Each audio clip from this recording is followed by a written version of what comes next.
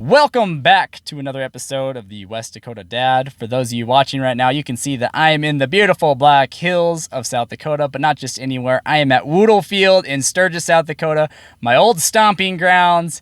Go Scoopers! I know, kind of a weird mascot, but we own it and it's awesome.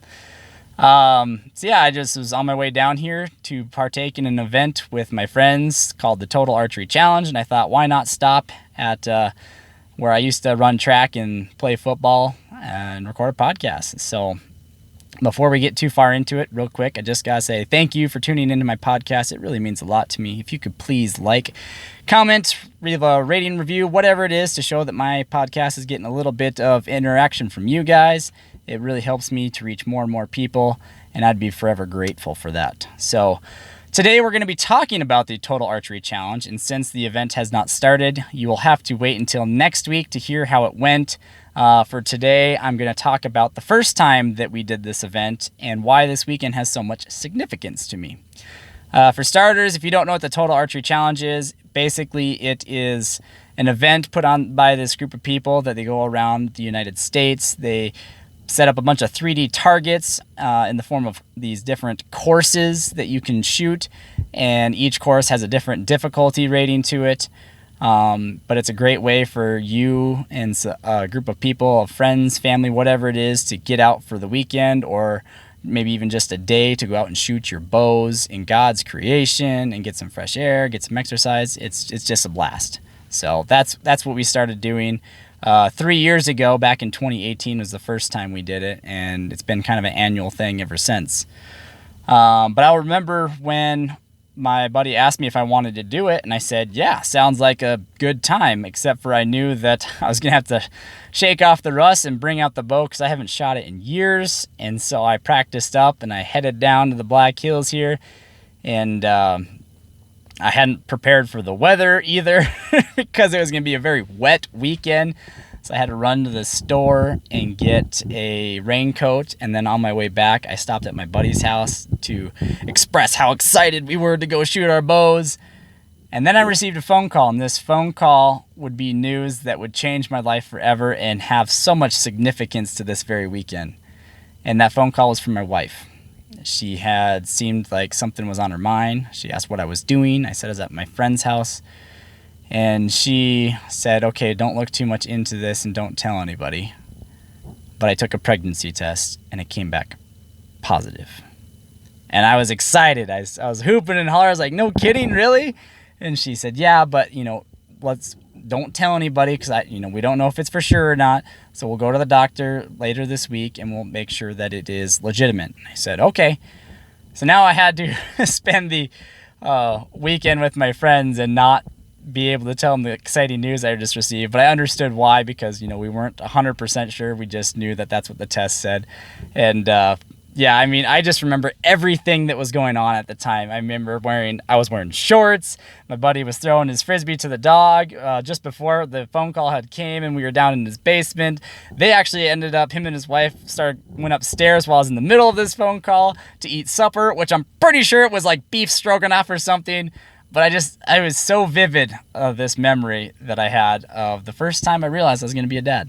And so that's why this weekend has so much significance to me. But anyways, the next morning we got up. We went up to Terry Peak where this event was being held, and apparently the weather had scared more people away because it wasn't too busy. But I came from North Dakota. We paid our stuff. We said, we're doing this, and we did it. So we got on the chairlift. We started going to the top. The fog was so dense that 2 chairs in front of us, you couldn't see anything.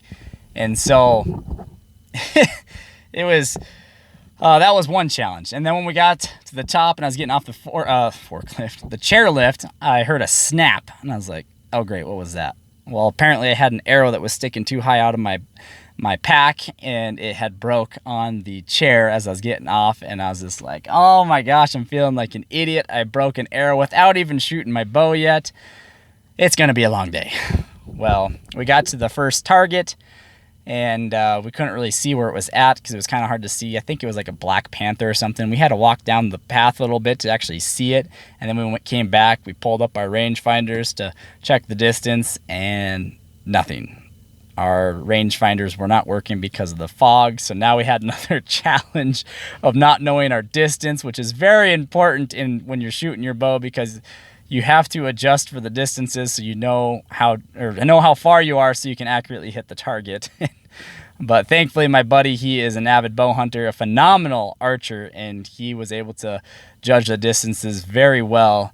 And as a matter of fact, the people behind us even use that as their guide as well. So, but yeah, it was a fun weekend. Despite me losing arrows and breaking arrows, I think all of us at least broke and lost at least one. And but it was a blast despite being completely downpouring rain, dense fog, not knowing our distances, and being drenched to the bone and exhausted and cold. We had a great time.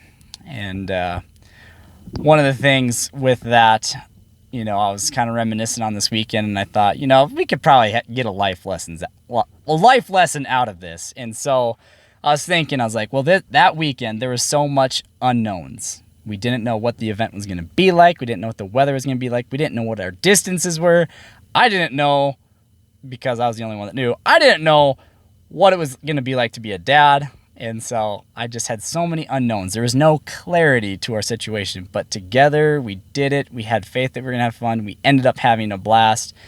And I just think in life in general, it's pretty much like that. We don't know what tomorrow is going to bring. For a lot of new parents, they don't know what it's going to be like. Sometimes it can be very scary. And kind of been the common theme with a lot of my episodes recently is that's kind of the importance of having your faith. Because you're always hoping for the good times. You're always hoping tomorrow always comes and everything. But what happens if it doesn't? What happens if things don't go as planned? Even if you have clarity, you don't know if things are going to go as planned. And so that's why I think it's so important to have your faith and everything, because that's the one thing you can always rely on. No one can take it away from you. And I got a verse for you guys today. It's Isaiah 40:31.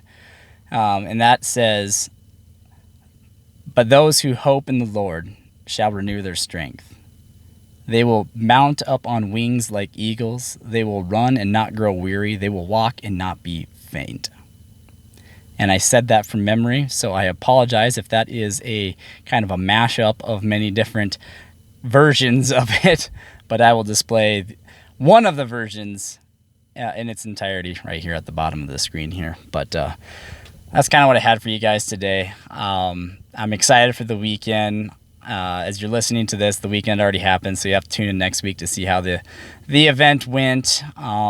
Really just keep the faith, guys. Walk by faith. Until next time, I'm the West Dakota Dad. Thank you so much for listening, and I hope you guys have an excellent week.